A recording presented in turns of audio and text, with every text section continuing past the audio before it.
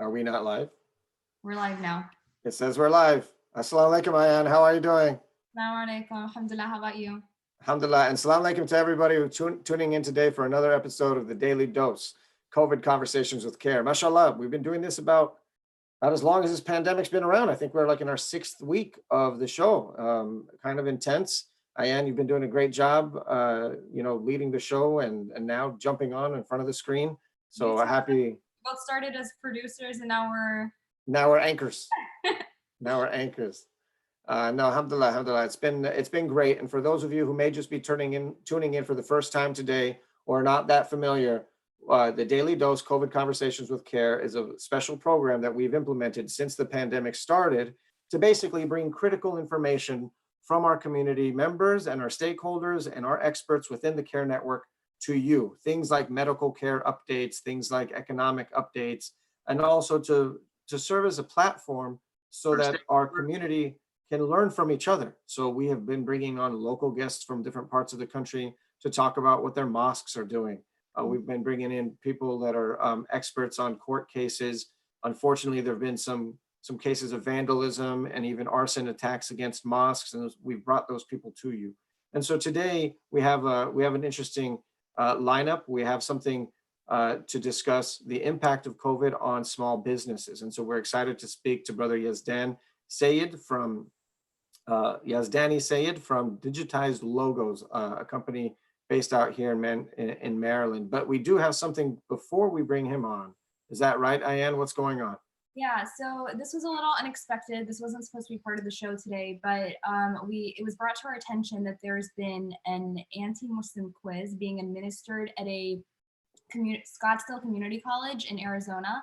And it was also the professor leading this course. He was recently a part of controversy because of this quiz and because he engaged in an Islamophobic and xenophobic rant on a hate radio interview. So just so you can get a little understanding or like some background on what the quiz was like and some of the questions on there, we have a little clip we want to show. And this is actually what brought a lot of attention to the quiz. So we want to show you guys just so you can get an idea of what was actually on there and why this was such a big problem.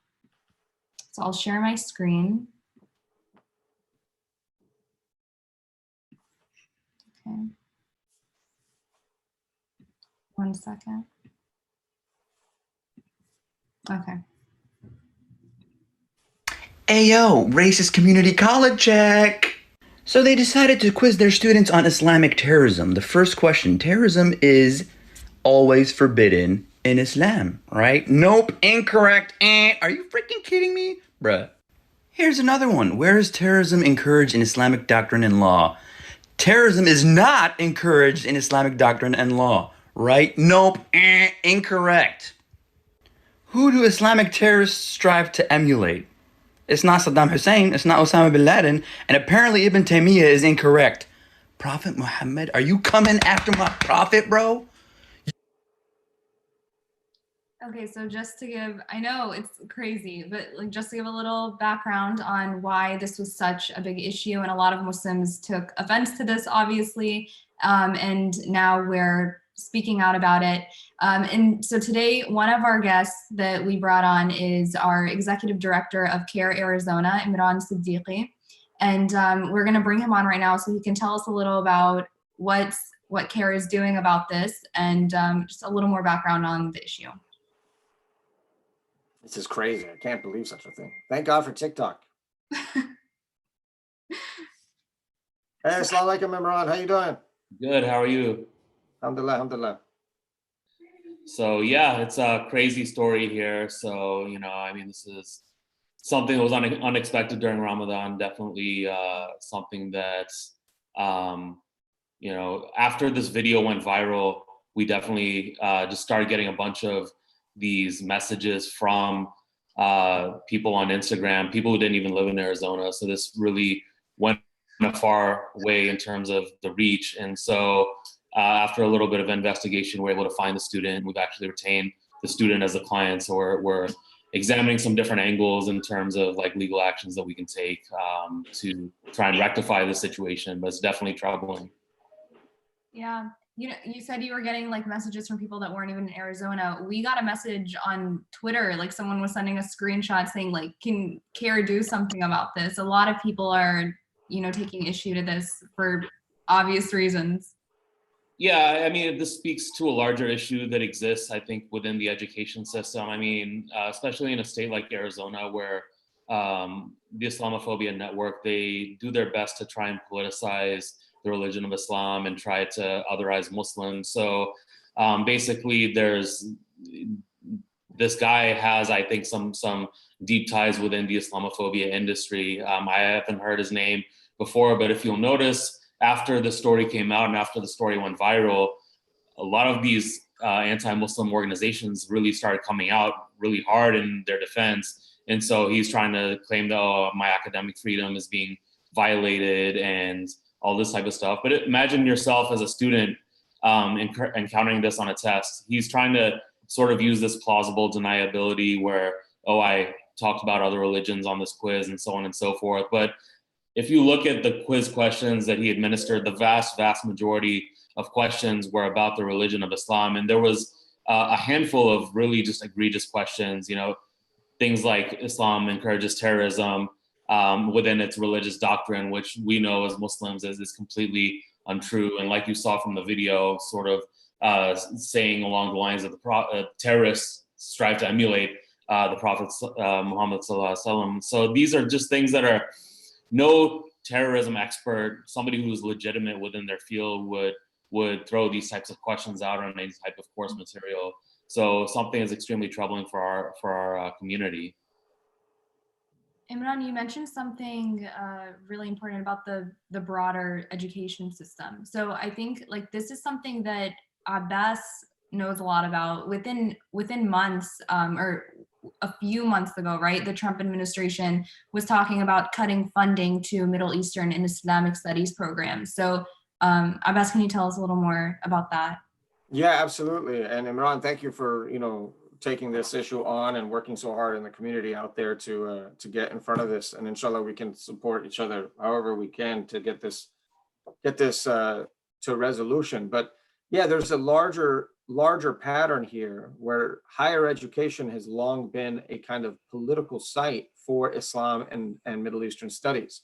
And so the entire academic discipline itself in many ways can be said to be sort of a bastion of Islamophobic sort of stereotypes. And it wasn't until the late, great Edward Said kind of corrected that so that we have better resources in higher education to teach about Islam and Muslim cultures responsibly. And one of the vehicles that was used to really promote responsible scholarship and education on Islam and Muslims was the Title VI program. And the Title VI program basically set up, you know, picture in colleges all around the country where you have like the Center for, you know, Arabic Studies or the Center for Chinese Studies or something of this nature. Those are funding programs designed to teach people the language, teach Americans in different backgrounds how to approach a particular region, area studies writ large. Well, literally, the Trump administration over the last 2 years has systematically gone through and reviewed the curriculum and the teachers' names, the textbooks used, okay, in all of these Title VI programs, and has set off a series of warning shots to a number of schools. It basically says, you're too kind to Muslims. The representation of Islam is one of the letters literally said something like, it is too favorable of a representation. Forget about accuracy. Forget about history, forget about facts. Instead, some kind of weird measurement like favorable is used.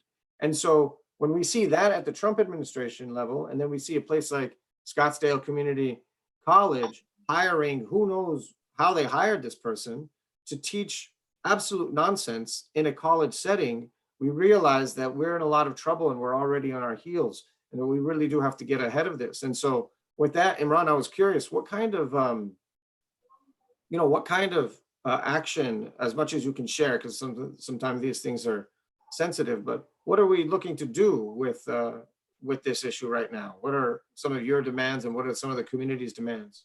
Yeah, I mean, these are some great points that you make. And just to backtrack a little bit, what we used to see with the Islamophobia network leading up to this was this exact type of action on a state level, but now these people have graduated on to the Trump administration. People like Betsy DeVos and so on and so forth have very great influence and money in this game. So now you're seeing it being done on a federal level. But back to this specific case, obviously the college itself has apologized, which we make note of, but this is a much larger issue. It wasn't about one specific test. It wasn't about one specific assignment. So with this, we're trying to examine just how deep this issue goes, because think about just off of this one class, how many hundreds of students, possibly thousands of students over the course of one school year, 2 school years. This guy's been teaching this class for 24 years. So think about how many students have been impacted by this faulty, like blatantly false information about Islam and Muslims. So we really are trying to get to the bottom of just how deep a root cause this is, first of all. But second of all, we want to make sure that there's no issues like this that repeat themselves in the education system. Again, whether it's on a college level, whether it's in the K through 12 system or beyond that. So we're really, we're working with the student right now. We have our legal team looking at this as well. So you should be seeing some news from us in the upcoming days, inshallah. So hopefully we can make a positive impact on the state of education in our state and as well as our country as well. Yeah, inshallah. And I'll just say that a couple pressure points that you might want to pursue are things like the State Board of Regents accreditation committees. Right. Because this is a college classroom. These are supposed to be the best educators and the most knowledgeable educators in the country. And so there are accreditation standards about how you talk about certain subjects. So that's a pressure point. The Board of Regents itself. You might even, consider contacting other departments of religion and Islamic studies within the state of Arizona. But then we also have the Mideast Studies Association. We have the American Academy of Religion. And I'm sure as soon as they hear about all of this, they're going to be outraged, because it's a terrible member of their guild doing something terrible for the rest of their discipline. So inshallah, we'll be able to get to the bottom of it. Definitely. Imran, thank you so much for joining and jumping on such a short notice and doing the work that you're doing. All right, thank you. Assalamu alaikum. Take care of yourself. Alaikum salam. Well, yeah, thank you to Imran for coming on and talking to us about that. Now we're going to bring on Yazdani Syed, and he is going to talk to us about, he has a business in Maryland, and so he's going to talk to us from like personal perspective and just general how small businesses are affected by quarantine and the pandemic, and what the future of this could look like. Okay, that sounds great. Switching gears here, huh? Yeah, because that was really unexpected, but something important we have to talk about. Yeah, it. of course. Assalamu alaikum, Yazdani. Hey, walaikum salam. How are you? Alhamdulillah, how about you? Alhamdulillah. Assalamu alaikum, brother Yazdani. Thank you for joining us. Thank you, brother Abbas, for having me. Brother Yazdani, can you tell us a little more about your business? Yeah, absolutely. We're actually a full-service promotional product company. We focus on, and also apparel.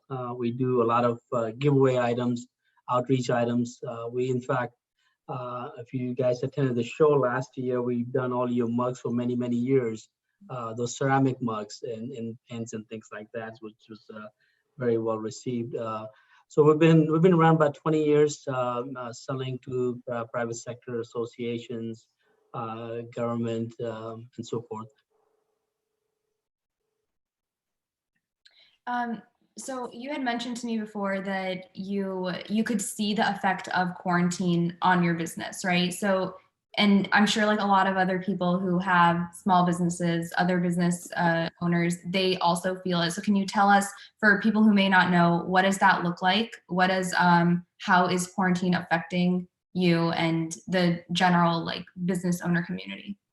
Well, it's affecting in so many ways. I think you probably, seen on the TV all the time that, small businesses are being affected by it. My business particularly is affected because we cater, as I said earlier, we cater more towards outreach programs. We cater towards PR.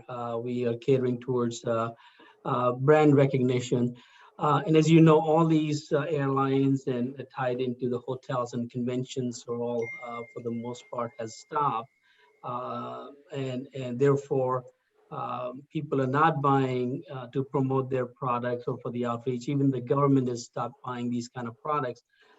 So it is affecting all of us quarantining. You know, of course, our initial reaction, we are not into the essentials when the governor's order came out to let to stop bringing employees into the work. So my immediate reaction was to stop these people from coming into work, which we did. And now we're bringing in some employees because we somewhat become essential since we are supporting government. And I want to talk to you about the PPEs that we have kind of reinvented our business into PPEs, and we're selling to CBP and Border Patrol and State of Maryland.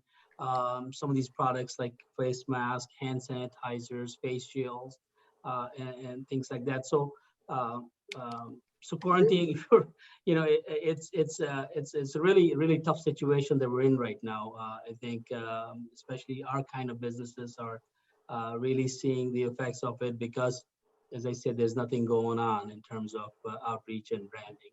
Brother Yazdani, so people could get a sense of the kind of work that your company does. We know at CARE, for example, whenever we have a banquet, we have the mugs, and I believe your company does the mugs. So Right. On the back end of this, do you have a warehouse? Is it a manufacturing space? Are you connecting, how is it that your business actually operates? Are you connecting buyers to sellers, and how does it actually work? And, Well, get a better sense of sort of kind of the mechanics of the business itself. Well, we do all of it. Actually, we manufacture some of the stuff here. We do embroidery in-house. We do some imprinting in-house. The larger jobs, we outsource that to the larger facilities. We also bring products in from China. The larger quantities, that is for the government, a few thousand, 10,000 or whatever that might be. Because it's cheaper to bring it in from China and then and sell it over here rather than having a middleman involved there. So we do it whichever way is more efficient for our client. I see. No, thank you for that. And so you mentioned that you're transitioning a little bit, and so you work with both private industry, nonprofit organizations, but also government. And so you've moved into supplying PPE work or PPE products. Is that right?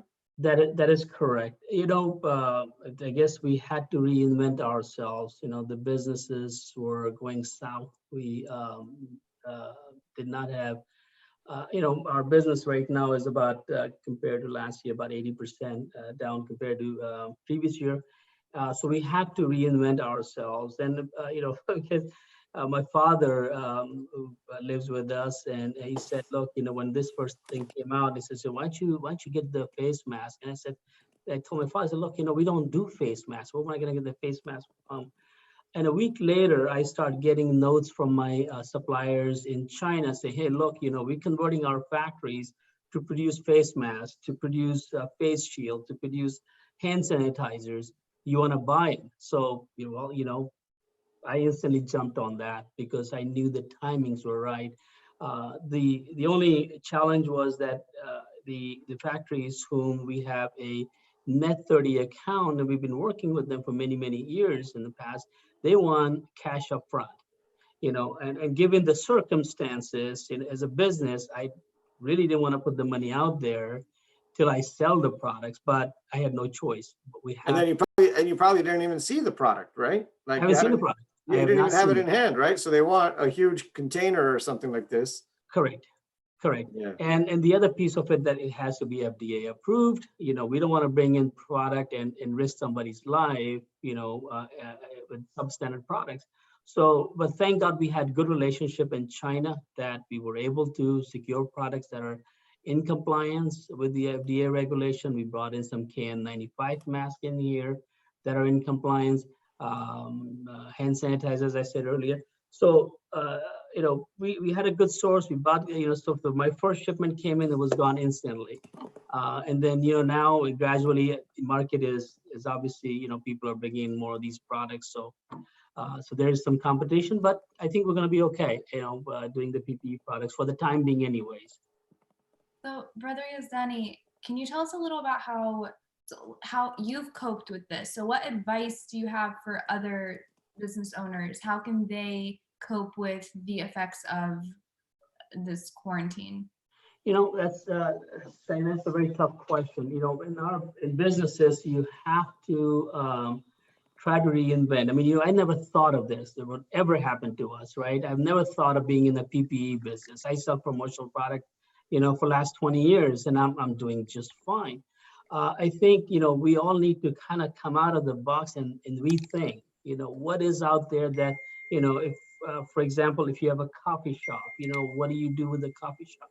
People not buying coffee, but can we connect with the hospitals? Can we connect with other essentials that may require some food, so I think we need to think outside the box as a business to see how we can. I mean, this is really tough for many of us out there. I have friends are out there. They're physicians. They're having tough time because everybody has created, based on their earnings, they have created their assets, right, or liabilities, for lack of a better word.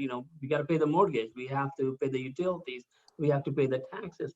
So, I think what we're finding out is that it's not as easy. But to answer your question, we have to figure out how we can deal with this. And again, in my situation, PPE was an option that probably would go on till hopefully I'm able to get back into my feet and sell promotional products again. I think it's a really interesting, sorry, I just wanted to jump in. I think it's a really interesting metaphor for this moment.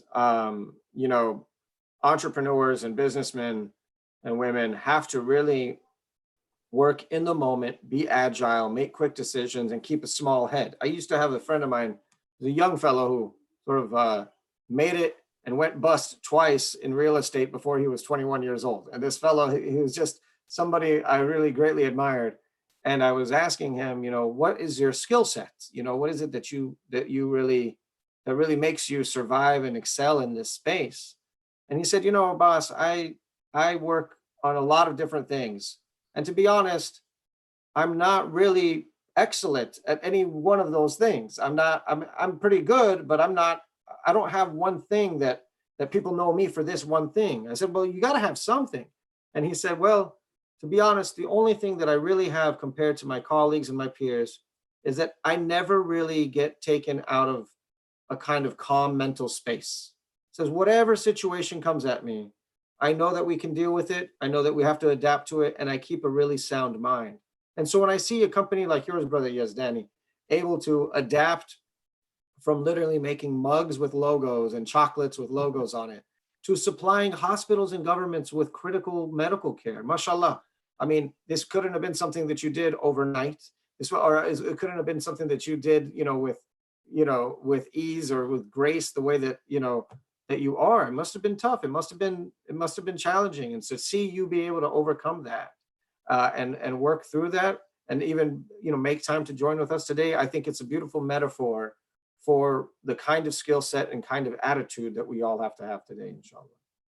Brother Yazdani wrapped it up really good when he said, in businesses, you have to try to reinvent. Like that, I think that sums it all up, right? Like you have to be flexible, right? And you found a way to do that. So I think like how you started off answering the question by saying it's a tough question. And that's why, because, not everyone can be flexible or like be prepared to do that and successful in doing that. So Ayan and I became television show producers in the last month, because we had to. You're doing a very good job, both of you. because we had to adapt to the situation, I'm also realizing you're a business owner. That completely slipped my mind when I asked you to come on. I asked you to come on to this and host this show because I knew you were interested in the topic, but you have the e-brick right behind you.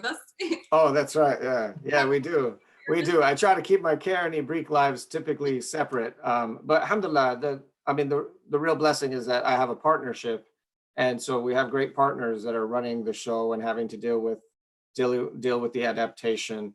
Mm-hmm. And I get the privilege of kind of just chiming in on some brand orientation and things like that here or there. But you know, the company has a great team, great partners that kind of really carry it through.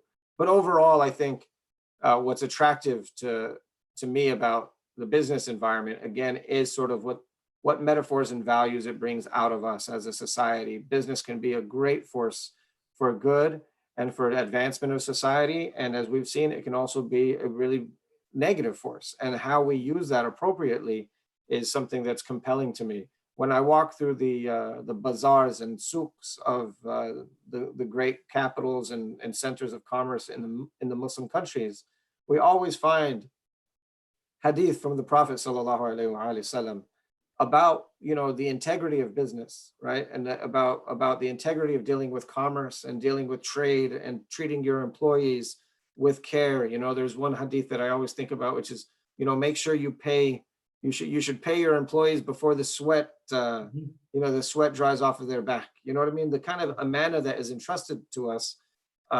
as you know, people who can just deal with commerce is really important. And so it is a stressful time, I'm sure, Brother Yazdani, for you and your family. And so we did want to ask a question. Ayan, did you have a question about the PPP?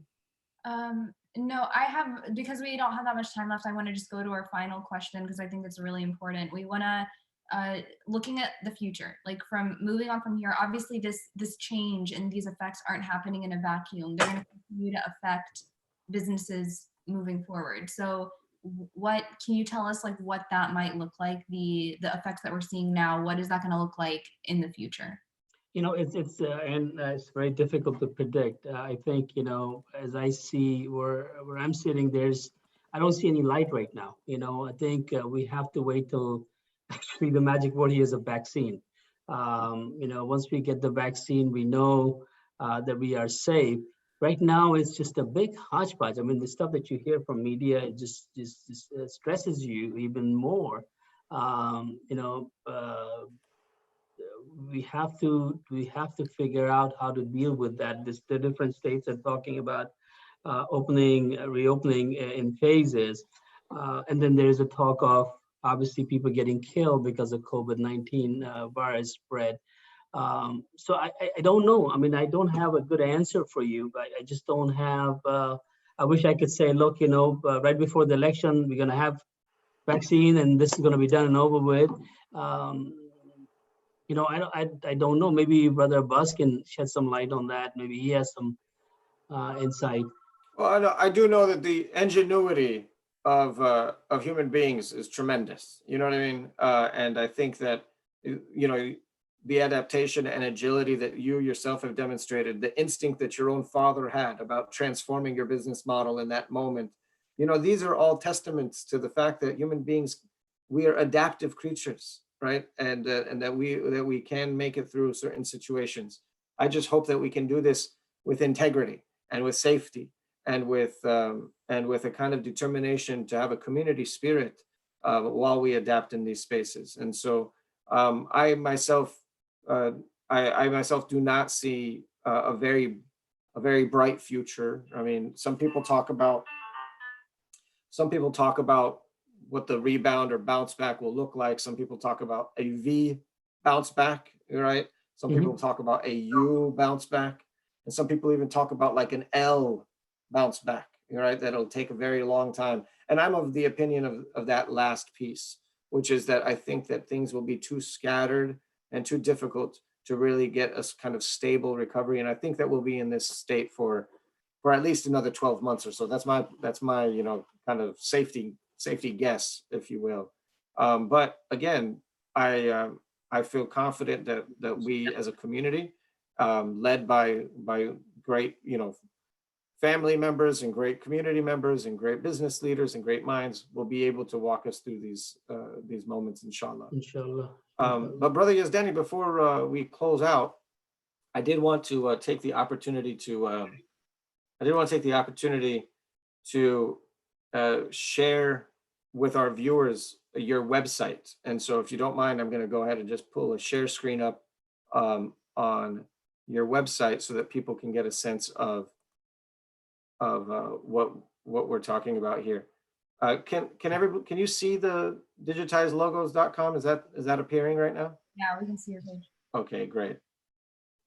On your Okay, excellent. So this is the coronavirus COVID-19 portal that you have produced to show the kind of stock that you have available. And this is important for people to realize the kind of adaptation, again, you've made, going from mugs to face shields for hospitals. I think it's absolutely amazing. Hand sanitizer gels, different kinds of masks. I will confess that I was in need of some masks and I couldn't really find them. Amazon wasn't helping me out. And when we found out a couple of weeks ago about your work, I jumped in and made sure to stock up for my family off of your website. And I can attest to, great customer service, actually. So thank you very much for making that available. And we look forward to being able to share more stories with our community about business owners like yourselves, really stepping up to the moment and delivering. So. Well, thank you very much. I appreciate the time.